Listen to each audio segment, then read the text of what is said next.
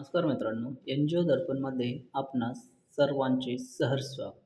आज आपण जाणून घेणार आहोत NGO दर्पणमध्ये रजिस्ट्रेशन करण्यासाठी आपणास कोणकोणते डॉक्युमेंट आवश्यक आणि त्याची प्रोसिजर काय आहे. तर सर्वप्रथम Googleच्या या ठिकाणी सर्चमध्ये NGO दर्पण हे टाईप करून सर्च करणे. ते टाकल्यानंतर आपल्यासमोर जे स्क्रीन येईल, फर्स्ट येईल हे NGO दर्पण हे जे आहे स्क्रीन हे आपणास दिसून येईल.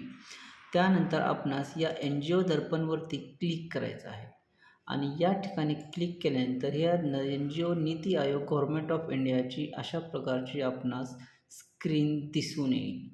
आणि या ठिकाणी आता 2 प्रकारे आपण इथं रजिस्ट्रेशन करू शकतो. सर्वप्रथम यापूर्वी जर लॉग इन केलेलं असेल तर या ठिकाणी NPO पॅन नंबर, दर्पण ID किंवा ईमेल ID टाईप करणे आणि त्याच्यानंतर पासवर्ड, कॅप्चा कोड आणि त्यानंतर आपण लॉग इन करू शकता. जर सपोज यापूर्वी आपण पहिल्यांदा दर्पण ID क्रिएट करत असाल तर या ठिकाणी शेवटला हे आहे do not have an on account, त्यापुढे रजिस्टर. तर या ठिकाणी रजिस्टरवर क्लिक केल्यानंतर हे असं पेज आपणास दिसून येईल. या ठिकाणी आल्यानंतर आपणास जी काही आपली ट्रस्ट आहे त्या ट्रस्टचं नाव आपल्या इथं टाकायचं आहे.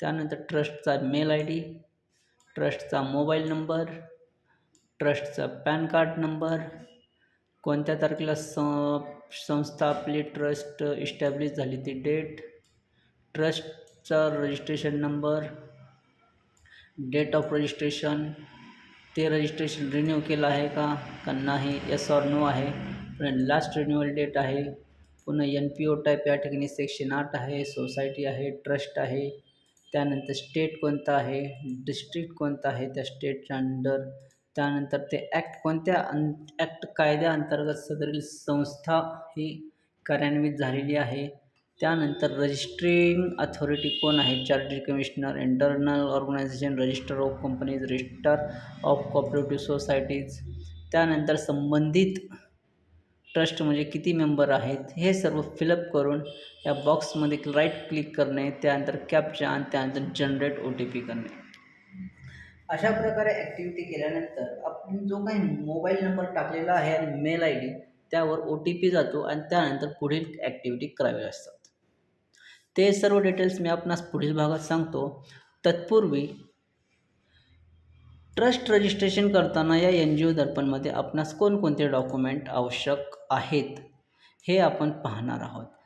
हे आहे की नीती आयोगमध्ये तुम्हाला रजिस्ट्रेशन करायचं तर कोणकोणत्या कागदपत्रांची आवश्यकता आहे.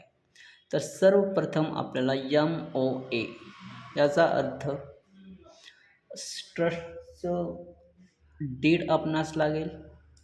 त्यानंतर सेकंड आहे सर्टिफिकेट, त्या ट्रस्टचं सर्टिफिकेट लागेल.